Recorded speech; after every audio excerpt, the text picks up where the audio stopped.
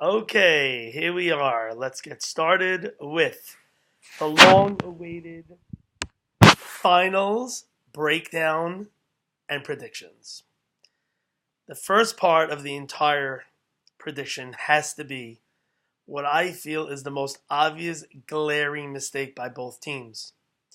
And I'm just going to summarize it as 1, 2, 3, 4. And what does that mean? One win for the San Francisco 49ers, two wins for the Jacksonville Jaguars, three wins for the Bears, four wins for the Rams.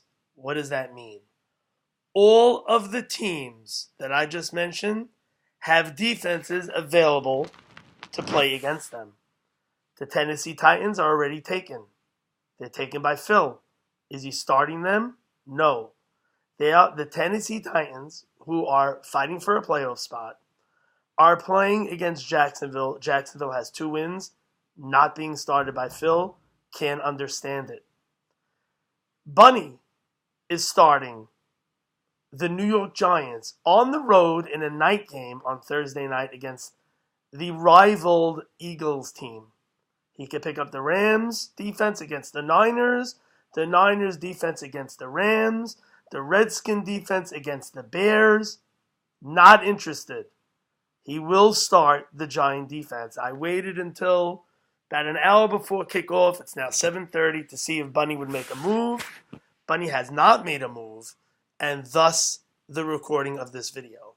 So I'm a little bit befuddled by the moves that I'm seeing, not understanding why the worst teams in the entire NFL are playing and nobody will start a defense against them. By the way, the Niners shut out the Rams very early in the season, and you can take the Niner defense again against the Rams. No one is interested.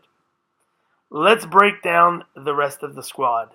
So we're going to do matchup by matchup. We got Phillip Rivers for Phil at Cleveland. Very, very favorable matchup. We have Andy Dalton at Houston. Not as favorable of a matchup. I give the edge to Phil. We have Jordan Howard. Now, the Bears can't do much passing. If anything that they can get, they get from Jordan Howard. Phil's got a good start there, but Bunny's got DeMarco Murray. So I would have to mark that as even, although we do see that the CBS projector, who knows nothing because he destroyed my season, has Jordan Howard ranked above DeMarco Murray. I don't agree with that. I would say it's pretty even. They're both very good starts. Frank Gore at Oakland. He's a million years old, but he keeps putting up points. Devonta Freeman, amazing. I give a very big edge to Devonta Freeman, even though they're at Carolina. The edge goes to Bunny.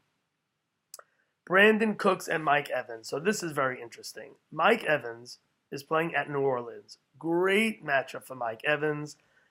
Brandon Cooks is feast or famine. He could get you 30 points one week and 0 another week. I don't see him having a big back-to-back week.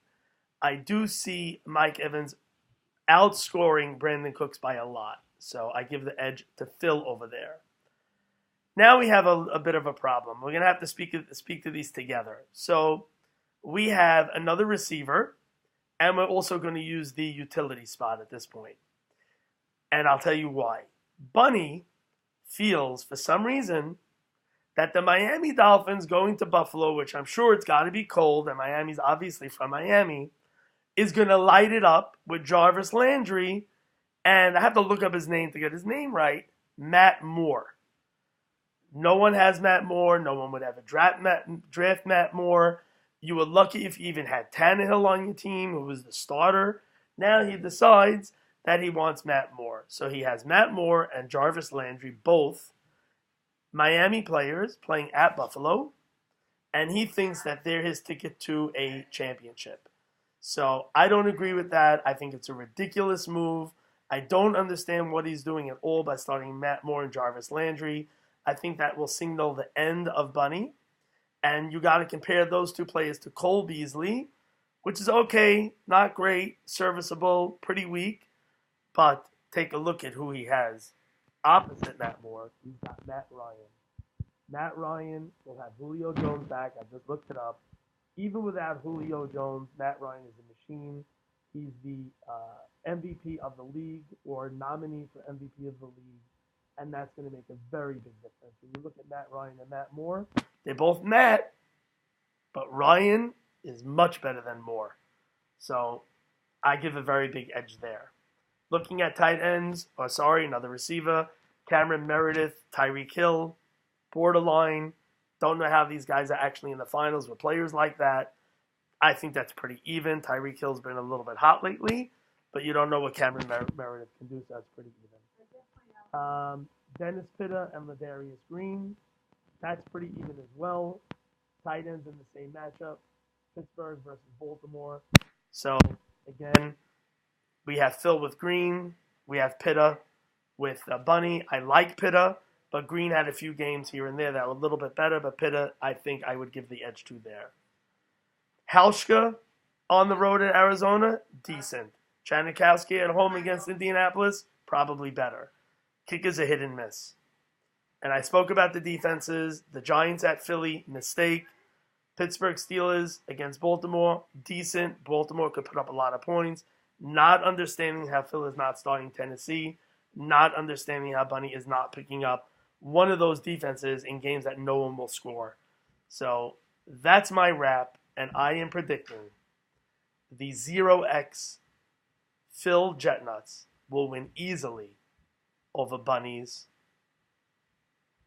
Great One team. So the Great One might be the dead one soon. We'll find out. And that's a wrap. Thank you very much for a great season. The game starts in exactly an hour. Enjoy.